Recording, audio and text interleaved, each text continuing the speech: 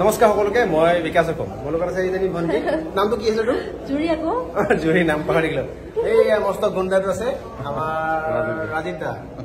এই আমাৰ টুপিকাই মানে হল আমাৰ বিপিন দা এই ছোৱালীজনী দেখিছে নে সকলো ৰাইজে সহায় কৰিছিলে কেইদিনমানৰ আগত তাই আছিলে আপোনাৰ নিউজ চেনেলৰ সাংবাদিক আছিলে মাকৰ আজি 19 দিন 19 দিন আজি মাক যে আইচিউত আছিলে আপোনালোকে সকলোৱে সহায় কৰিছিলে পইচা পাতি দি পেলাই ৰাইজক আমি ইয়াৰ পৰা ধন্যবাদ জ্ঞাপন কৰিছোঁ বিলাসিতা অসমৰ তৰফৰ পৰা আৰু তাইও মই ক'ব বিচাৰিছোঁ যে অলমষ্ট বহুতখিনিয়ে সহায় হৈছে আৰু গোটেই মানুহখিনি যে ইমান চিৰিয়াছলি লৈ ইমান মানে বেছি ছাপৰ্ট আৰু সাহস দিছে তাৰ কাৰণে ধন্যবাদ আৰু বিকাশ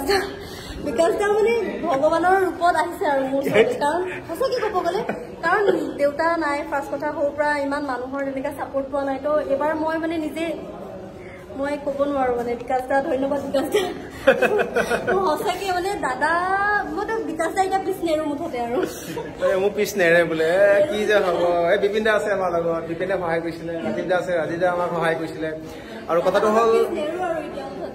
সবচে মোৰ ভাল লগা কথা কি মাকৰ ওচৰলৈ মই গ'লো আইচিউৰ পৰা উলিয়াই দিলে এটা নৰ্মেল বেডত আছে আজি ডিচাৰ্জ দিছে আজি ডিচাৰ্জ দিছে আৰু মই মালে মানে পানী বটল লৈ আহিছিলোঁ এটা হাফ লিটাৰ গোটেই পানী বটল খাই দিলে ইমান হেঁপাহে খালে ভাল লাগিলে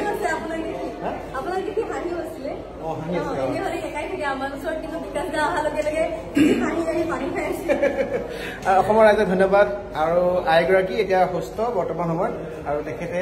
আজি ডিচাৰ্জ দিছে সকলোৱে আশীৰ্বাদ কৰিব যাতে আমাৰ ভণ্টিজনী মাক আৰু ধুনীয়াকৈ ভালকৈ থাকে দেই ধন্যবাদ থেংক ইউ বাই বাই